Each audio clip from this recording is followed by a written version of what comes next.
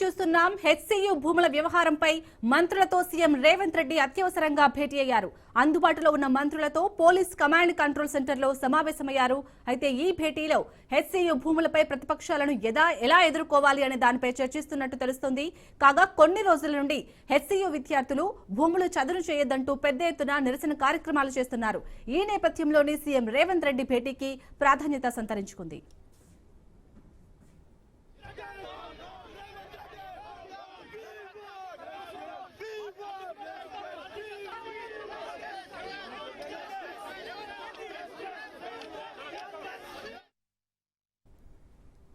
Right, HCU భూముల వ్యవహారంపై ఇప్పుడైతే సీఎం రేవంత్ రెడ్డి మంత్రులతో అత్యవసరంగా భేటీ అయినట్టుగా తెలుస్తుంది. ఈ భేటీకి సంబంధించి పూర్తి డీటెయిల్స్ మా ప్రతినిధి రాజు అందిస్తారు.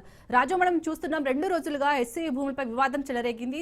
ఏదైతే విద్యార్థి సంఘాలు అన్ని ఐక్యమైతే ఇంకా ఆందోళన చేస్తూనే ఉన్నాయి. సో ఇటు ఇరు పార్టీలు అంటే విపక్షాలు కూడా నిజ నిర్ధారణ కమిటీ వేయాలని డిమాండ్ చేస్తున్నాయి. మరి ఈ భేటీలో ఏ అంశాలపై చర్చిస్తారు? మరి ఈ భేటీ తర్వాత ఇటు హెచ్సియు భూ వివాదంపై రగడ నెలకొంది. దీనిపై ఏదైనా ఒక క్లారిటీ వచ్చే ఛాన్స్ ఉందా? అప్డేట్స్ ఏంటి?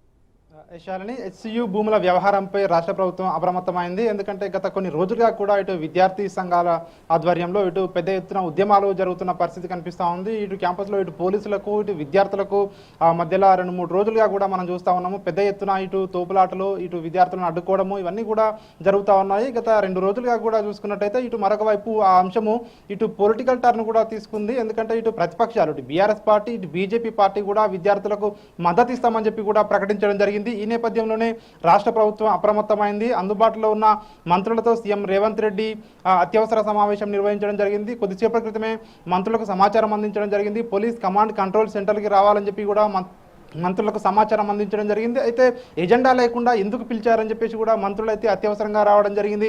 ఎజెండా అనేది ఏది ఫిక్స్ చేయలేదు కాబట్టి ఖచ్చితంగా ఇది పొలిటికల్కి సంబంధించిన అంశమే అయి ఉంటుందని చెప్పి కూడా మంత్రులు కూడా భావించారని చెప్పి కూడా మనకు తెలిసింది. ఈ నేపథ్యంలోనే అందుబాటులో ఉన్న మంత్రులు కొంతమంది రావడం జరిగింది. మంత్రులు శ్రీధర్ బాబు, ఉత్తమ్ కుమార్ రెడ్డి, అదేవిధంగా ఇటు కోమటిరెడ్డి వెంకటరెడ్డి, 2-3 మంత్రులు ఈ సమావేశానికి వచ్చినట్టుగా కూడా తెలుస్తోంది. ప్రధానంగా హెచ్సియు భూముల అంశంలో రాష్ట్ర ప్రభుత్వం ఏ విధంగా ముందుకు వెళ్ళాలి అనే దానిపై ఈ సమావేశంలో చర్చిస్తున్నట్టుగా కూడా తెలుస్తోంది. ఎందుకంటే ఇటు బీఆర్ఎస్ పార్టీ, ఇటు బీజేపీ పార్టీ ఇప్పటికే ఇటు విద్యార్థులకు మద్దతు పలికాయి. ఈ నేపథ్యంలోనే వారు ఇటు ప్రతిపక్షాలు ప్రభుత్వంపై ఇటు విమర్శలు ఎక్కుపెట్టిన ఈ పరిస్థితిలో రాష్ట్ర వ్యాప్తంగా హెచ్సియు భూముల వ్యవహారం ఏదైతే ఉందో ఇది ఒక చర్చనీయాంశంగా మారింది. రాష్ట్ర రాజకీయాలను ప్రస్తుతం ఇది ఒక హాట్ టాపిక్గా మారింది. ఈ నేపథ్యంలోనే రాష్ట్ర ప్రభుత్వం ప్రతిపక్షాలను ఏ విధంగా ఎదుర్కోవాలి, వారికి ధీటుగా ఏ విధంగా సమాధానం చెప్పాలి, ఆధారాలతో సహా ఏ విధంగా వాళ్ళని ఎదుర్కోవాలనే దానిపై సీఎం రేవంత్ రెడ్డి మంత్రులకు దిశానిర్దేశం చేస్తా ఉన్నట్టుగా కూడా మనకు తెలుస్తూ ఉంది.